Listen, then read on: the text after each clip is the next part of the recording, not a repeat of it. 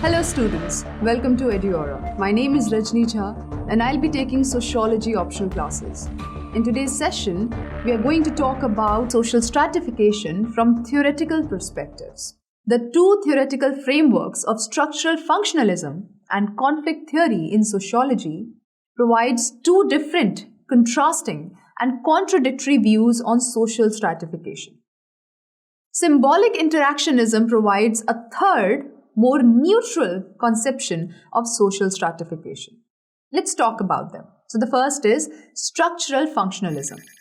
Social stratification under this perspective is understood largely through the famous Davis-Moore hypothesis presented by sociologists Moore and Kingsley Davis in 1945. The stratification examined by them is based on economic factors. Under functionalism, social stratification and inequality in general are seen as an essential part of human society because of their roles. Davis and Moore explain the first functional necessity of social inequality to allocate specific social positions to the members of society. Different jobs are present in society, and some demand a greater level of expertise and specified skill set. These types of jobs, therefore, are more important than jobs that can be done without requiring too much specialization of knowledge.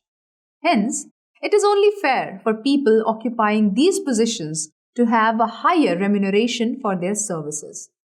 These occupations can also demand a higher social level and prestige due to the skills required.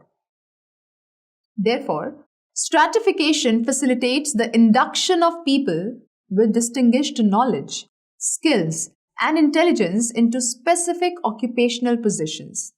It is thus not only necessary but also unavoidable. However, Melvin Tuman highlighted several shortcomings of Davis-Moore hypothesis. Next theory was the conflict theory.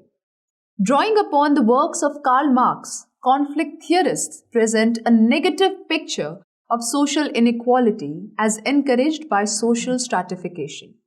Conflict theorists also provide criticisms of the functionalist perspective of social stratification. Under conflict perspective, social stratification is viewed as system which maintains and supports the constant struggle of wants and interests between those who have more resources and opportunities and those who do not. Those who are already advantaged, that is the rich, the haves of the society, are provided even better and enriched opportunities. But this provision is made to the further detriment of those in society who already have a lack of resources. Conflict theorists, therefore, are apprehensive of the inequality perpetuated by social stratification.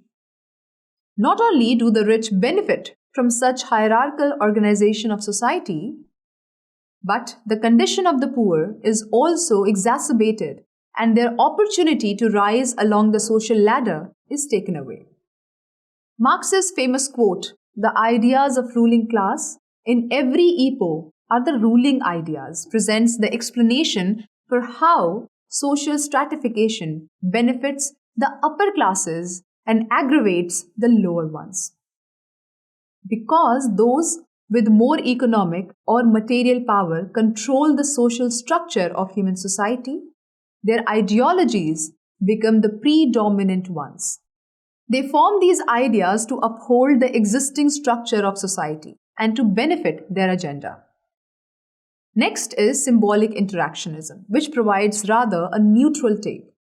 This theoretical framework examines the effects of social stratification in everyday lives of people rather than its causes. According to symbolic interactionists, social stratification manifests itself in different ways in different levels of social hierarchy. People's interactions are limited to more or less to those belonging to the same level of social order as themselves. In a stratified society, people's earnings and wealth, race, and ethnicity, etc., determine the kind of people they associate with or their own communities. Because social mobility is often hindered in a stratified society, these communities form an important part of social reality of people. The type of education a person can afford, their living styles, eating habits, occupations, fashion and clothing, etc., all depend upon the tier of stratification they belong to. As an act of external display of their social standing, people engage in what Veblen formed conspicuous consumption. To show that they are better off than others, people make purchases of higher quality or higher quantity goods than is practically required.